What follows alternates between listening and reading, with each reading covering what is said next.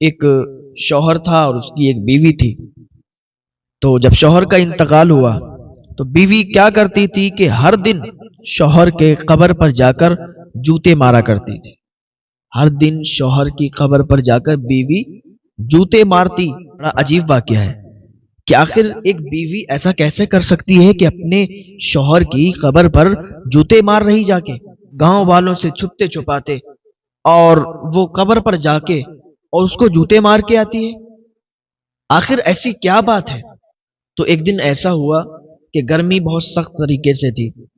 یہ گھر سے باہر نکلی اور قبرستان پہنچی. اچھا، حضرت عیسیٰ علیہ السلام کا ادھر سے گزر ہو رہا تھا.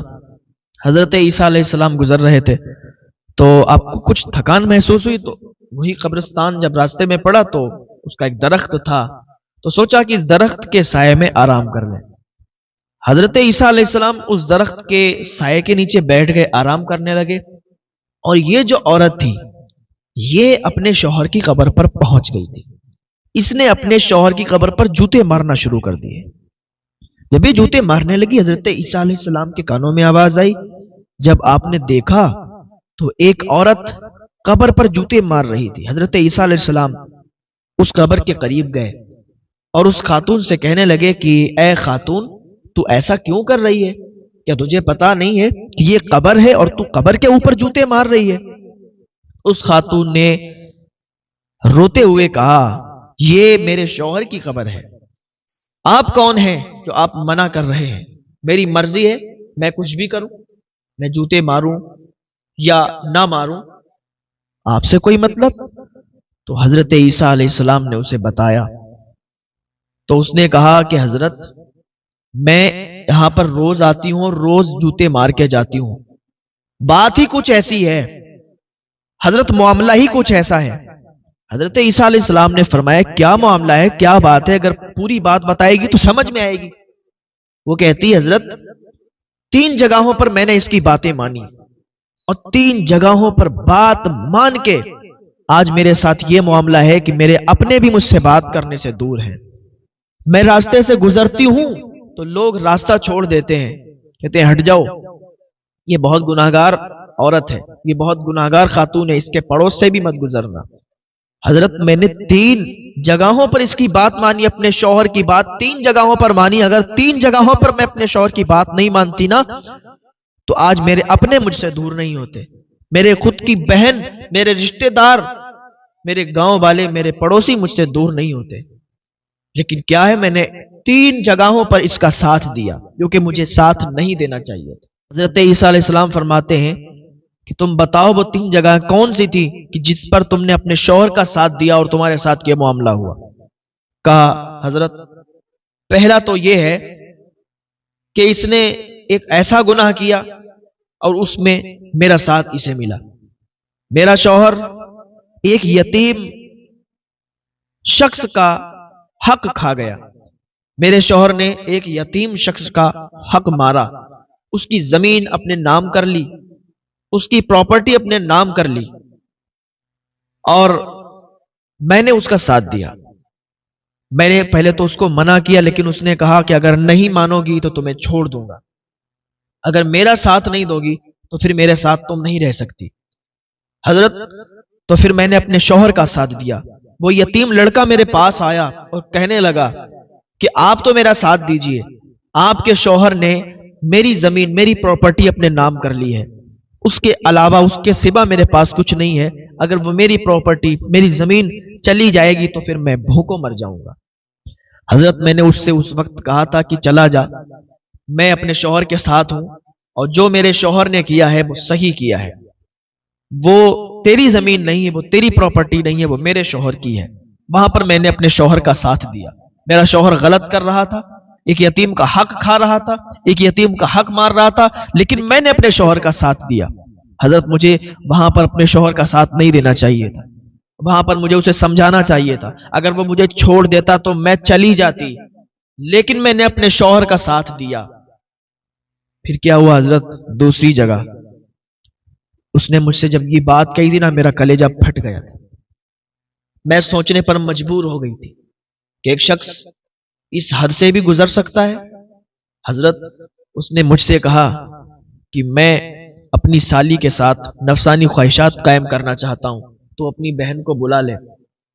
حضرت میں نے اسے منع کیا، لیکن اس نے کہا نہیں تجھے بلانا ہی پڑے گا ورنہ میں تجھے چھوڑ دوں گا۔ وہاں پر بھی مجھے یہ چاہیے تھا کہ میں اس سے علیحدگی اختیار کر لیتی، کیونکہ میرا شوہر بہت ہی گناہگار انسان تھا، بہت ہی بیکار انسان تھا، اس نے اپنی سالی تک کو نہیں چھوڑا۔ تو میں نے اپنی بہن کو دھوکے سے بلایا، یعنی اس کی سالی کو دھوکے سے بلایا، اور بلانے کے بعد میں ادھر ادھر چلی گئی، اور میرے شوہر نے اپنی سالی کے ساتھ نفسانی خواہشات قائم کیے۔ میری جو بہن تھی اس نے مجھے جانے کے بعد وہاں سے رابطہ کیا کہ آج کے بعد کبھی بھی میں تجھ سے بات نہیں کروں گی، اور تو کبھی بھی مجھ سے بات مت کرنا۔ تیری ہمت کیسے ہوئی کہ اس طریقے سے بلا کے اور تو نے ایسا معاملہ میرے ساتھ کروایا؟ تجھے شرم نہیں آئی؟ تجھے ایک گھڑی تو سوچ لیتی کہ تو کسے بلا رہی ہے اور کیا کروا رہی ہے؟ لیکن وہاں پر میں نے اپنے شوہر کا ساتھ دیا۔ حضرت مجھے چاہیے تھا کہ میں اپنے شوہر کا وہاں پر ساتھ نہیں دیتی، لیکن میں نے اپنے شوہر کا ساتھ دیا، کیونکہ وہ مجھے چھوڑنے کی دھمکی دے رہا تھا، وہ مجھے مارنے کی دھمکی دے رہا تھا۔ لیکن یہ کتنا بڑا جرم ہے، یہ کتنا بڑا گناہ ہے۔ آج بھی ہمارے معاشرے میں ایسے گناہ ہوتے ہیں، ایسے جرم ہوتے ہیں۔ لیکن وہ کہنے لگی حضرت تیسرا گناہ، تیسرا جرم یہ تھا، تیسری جگہ کا جہاں میں نے ساتھ دیا وہ یہ تھا، اس نے مجھے بول دیا تھا کہ تم اپنے ماں باپ کے حق میں جھوٹ بولنا، کبھی بھی اپنے ماں باپ کے حق میں سچ مت بولنا، جھوٹ بولنا، کیونکہ یہ میرے ماں باپ سے لڑتا رہتا تھا۔ اکثر اس کی لڑائی میرے ماں باپ سے، میرے والدین سے ہوتی رہتی تھی۔ تو ایک دن میرے ماں باپ کو، میرے والدین کو میری ضرورت پڑی، انہوں نے مدد مانگی، تو اس نے منع کر دیا کہ تم بالکل ہرگز مدد نہیں کر سکتی اپنے والدین کی۔ میرے والدین یہ آس لگائے تھے کہ میری بیٹی، میرے داماد میری مدد کریں گے، میری ہیلپ کریں گے، لیکن اس نے منع کر دیا۔ وہ 3 جرموں کی وجہ سے آج میرے رشتہ دار، میرے گھر والے، میری بہن مجھ سے بات کرنے کے لیے بھی راضی نہیں ہے، مجھ سے بات نہیں کرتی ہے۔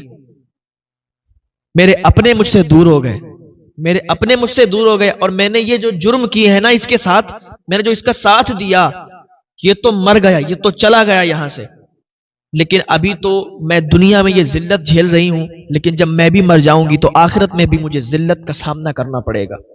آخرت میں مجھے عذاب کی سیڑھیوں سے گزرنا پڑے گا۔ آخرت میں میرے لیے دردناک عذاب ہے، کیونکہ میں نے اپنے شوہر کا اس ٹائم ساتھ دیا جہاں پر مجھے اپنے شوہر کا ساتھ نہیں دینا چاہیے تھا۔ اللہ تعالی ہم سب کو ہدایت کی توفیق عطا فرمائے۔ حضرت عیسیٰ علیہ السلام فرمانے لگے کہ اب یہ تیرا جو شوہر ہے یہ تو چلا گیا، مر گیا، اب تو اسے معاف کر دے، تو اسے معاف کر دے، اور تو اللہ کی بارگاہ میں سچی توبہ کر لے، کیونکہ توبہ کرنے سے اللہ تعالیٰ معاف فرما دیتا ہے، اور جو سچی توبہ کرتا ہے اس کو اللہ رب العزت ایسے ہی معاف فرما دیتا ہے جیسے اس نے کبھی گناہ نہیں کیے۔ تو اس کی سمجھ میں آ گیا، اس نے سب سے پہلے اپنی بہن سے جا کے معافی مانگی، کیونکہ حقوق اللہ تو معاف ہو سکتے ہیں، لیکن حقوق العبد، حقوق العباد معاف نہیں ہوتے جب تک آپ بندے سے خود معافی نہ طلب کریں۔ تو اس نے سب سے پہلے اپنی بہن سے معافی طلب کی، معافی مانگی، اس کے بعد اس نے اپنے شوہر کو بھی معاف کر دیا، اور اللہ رب العزت کی بارگاہ میں اس نے سچی توبہ کر لی۔ تو جو سچی توبہ اللہ کی بارگاہ میں کرتے ہیں، اللہ تعالیٰ انہیں ایسے ہی معاف فرما دیتا ہے جیسے انہوں نے کبھی گناہ نہیں کیے۔